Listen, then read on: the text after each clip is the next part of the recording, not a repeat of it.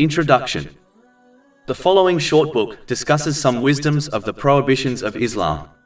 This discussion is based on Chapter 2 Al-Baqarah, verses 172 to 173 of the Holy Quran. O you who have believed, eat from the good, i.e. lawful things which we have provided for you, and be grateful to Allah if it is indeed Him that you worship. He has only forbidden to you dead animals, blood, the flesh of swine, and that which has been dedicated to other than Allah. But whoever is forced by necessity, neither desiring it nor transgressing its limit, there is no sin upon him. Indeed, Allah is forgiving and merciful. Implementing the lessons discussed will aid one to adopt positive characteristics. Adopting positive characteristics leads to peace of mind and body. Wisdoms of Prohibitions. Chapter 2 Al-Baqarah, verses 172 to 173. O you who have believed, eat from the good, i.e. lawful things which we have provided for you, and be grateful to Allah if it is indeed Him that you worship. He has only forbidden to you dead animals, blood, the flesh of swine, and that which has been dedicated to other than Allah. But whoever is forced by necessity, neither desiring it nor transgressing its limit, there is no sin upon him. Indeed, Allah is forgiving and merciful. When Allah, the Exalted, calls upon the believers within the Holy Quran, His call is often connected to actualizing their verbal claim of faith. This is because a verbal claim of faith without actions has very little value in Islam. Actions are the proof and evidence one is required to obtain, so that they obtain reward and mercy in both worlds. Chapter 2 Al-Baqarah, verse 172. O you who have believed, eat from the good, i.e. lawful things which we have provided for you, and be grateful to Allah. In the previous section of verses, Allah, the Exalted, invites all of mankind towards His obedience in the form of obtaining and using what is lawful and pure. Chapter 2 Al-Baqarah, verse 168. O mankind, eat from whatever is on earth that is lawful and good. The main verses under discussion make it clear that out of mankind, only those who truly believe in Allah, the Exalted, will remain firm on obtaining and using what is lawful and good. One can therefore assess whether they are considered a believer in the eyes of Islam by observing whether they fulfill this command or not. In addition, in the case of the believers, Allah, the Exalted, does not mention lawful and instead only mentions good things. This indicates that only a true believer will avoid obtaining and using the unlawful, as this specific command has been omitted in the case of the believers.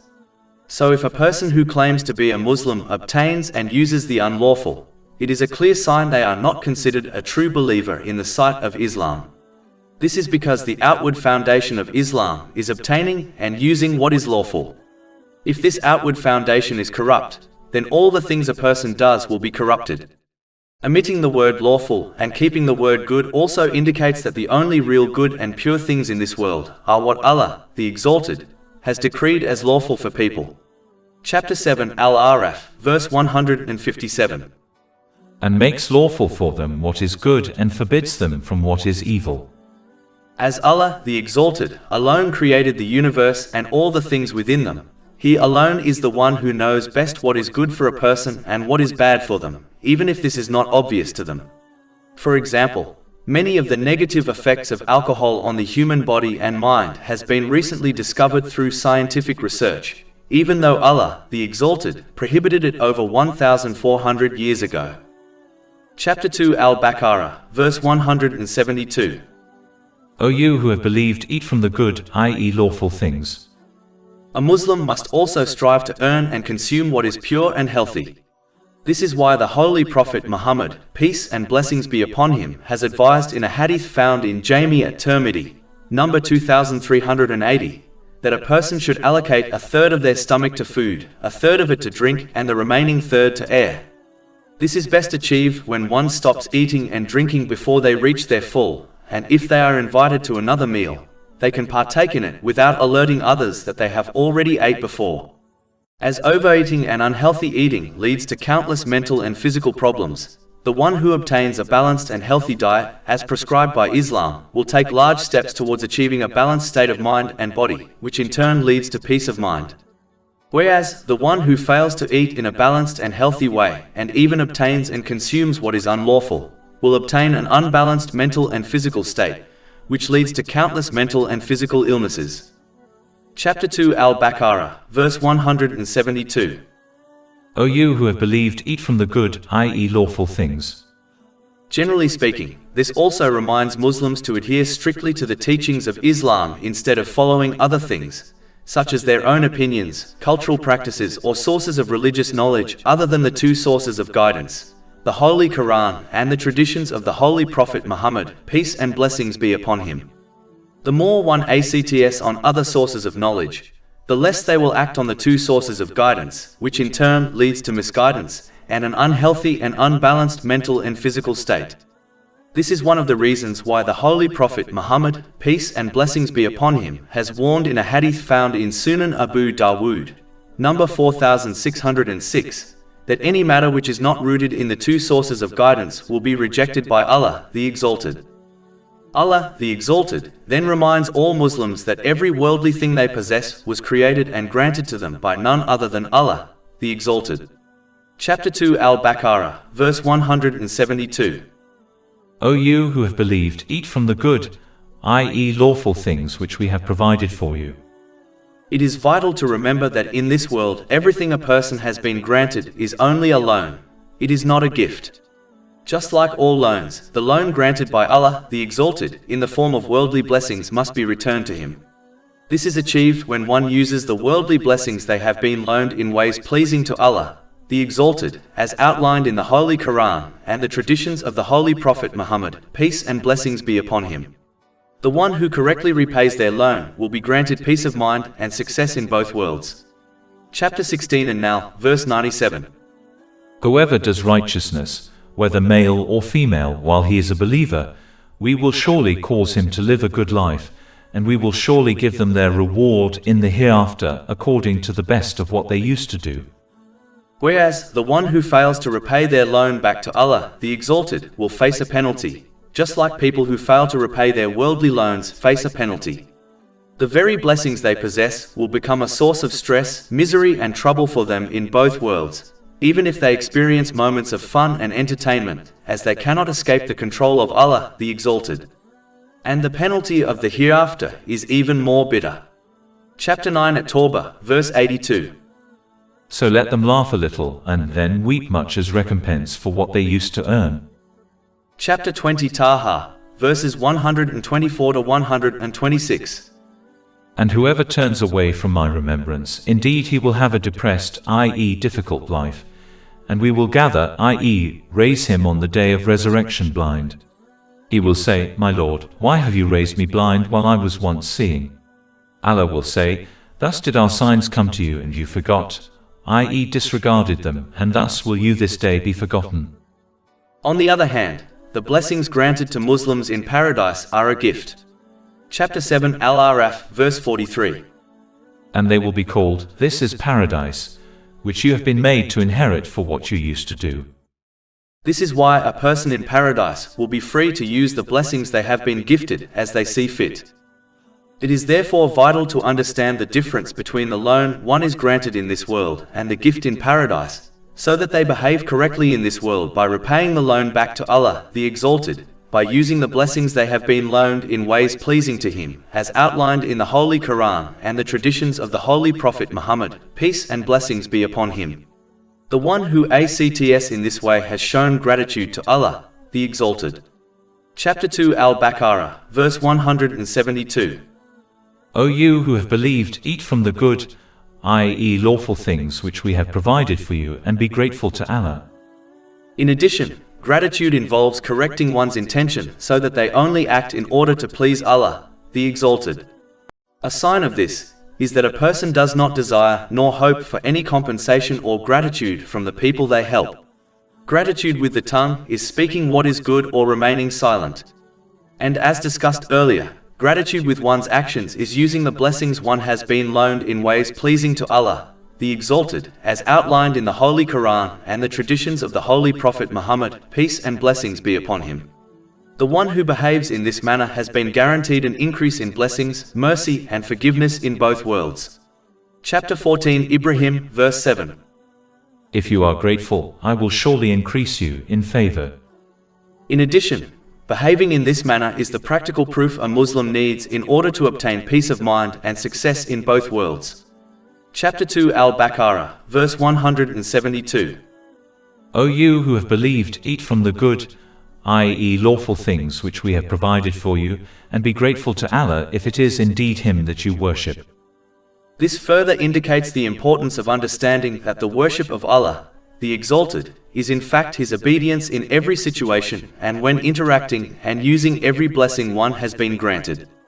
This is further supported by the fact that Allah, the Exalted, mentioned obtaining and using what is good and lawful and connected that to His worship. He did not discuss acts of worship.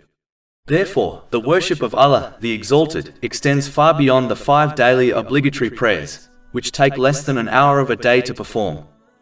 Allah, the Exalted, then explains a general concept through a specific one in order to encourage people to sincerely obey Him, as it is in their best interest to do so. Chapter 2 Al-Baqarah, verse 173. He has only forbidden to you dead animals' blood, the flesh of swine, and that which has been dedicated to other than Allah.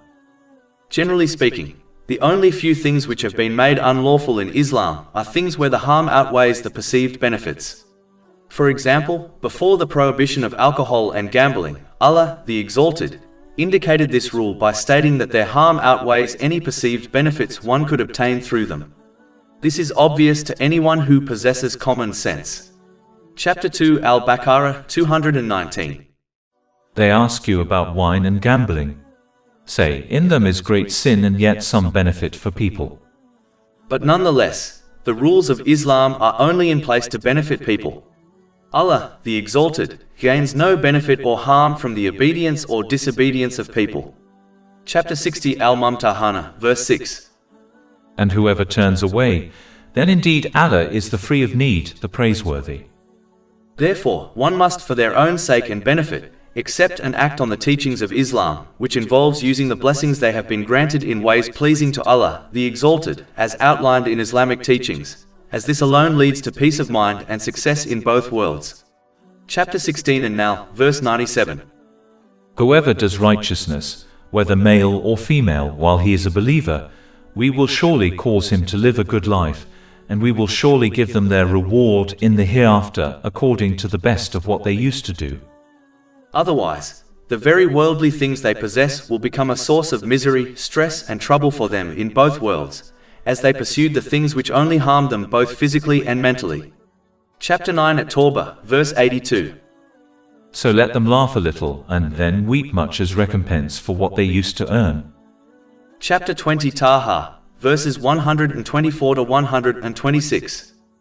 And whoever turns away from my remembrance, indeed he will have a depressed, i.e. difficult life, and we will gather, i.e. raise him on the day of resurrection blind. He will say, My Lord, why have you raised me blind while I was once seeing? Allah will say, Thus did our signs come to you and you forgot, i.e. disregarded them, and thus will you this day be forgotten. They must behave like the wise patient who accepts an ACTS on the advice of their medical doctor, knowing it is best for them, even though they are prescribed bitter medicines and a strict diet plan. Chapter 2 Al-Baqarah, verse 173. He has only forbidden to you dead animals' blood, the flesh of swine, and that which has been dedicated to other than Allah. Modern-day science has already proven the unhealthy nature of eating from rotting corpses, blood and the meat of pigs. Slaughtering and eating animals which are dedicated to other than Allah, the Exalted, leads to a spiritual illness which can corrupt a person's faith. The one who behaves in such a manner will begin to assume that the others they dedicate their food to can cause them benefit in both worlds. This is one of the attitudes which led to polytheism in history, and can even encourage a Muslim to do the same, even if their polytheism is subtle and not so obvious. Chapter 39 Az-Zumar, verse 3. Unquestionably, for Allah is the pure religion. And those who take protectors besides Him say, We only worship them that they may bring us nearer to Allah in position.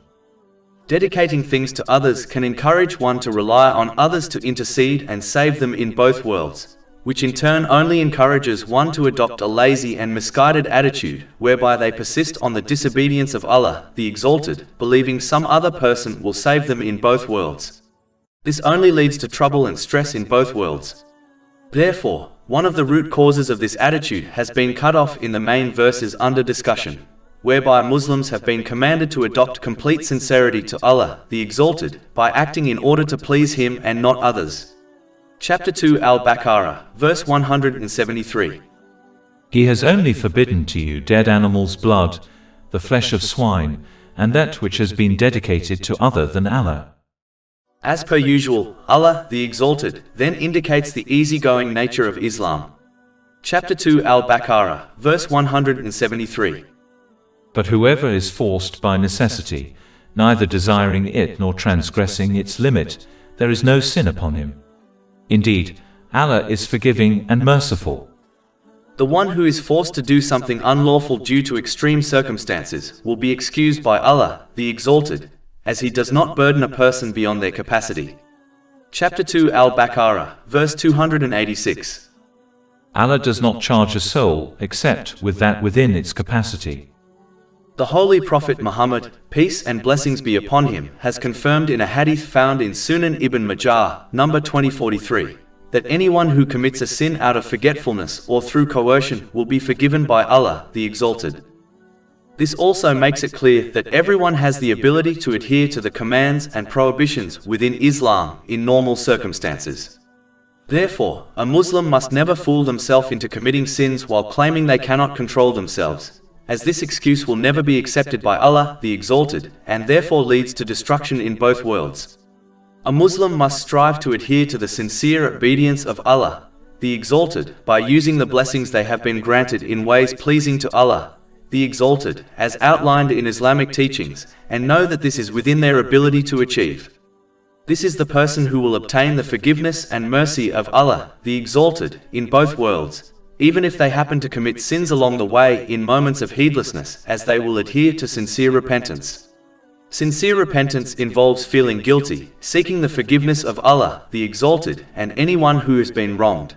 As long as this will not lead to further trouble, one must sincerely promise to avoid committing the same or similar sin again, and make up for any rights which have been violated in respect to Allah, the Exalted, and people. Chapter 2 Al-Baqarah, verse 173. Indeed, Allah is forgiving and merciful.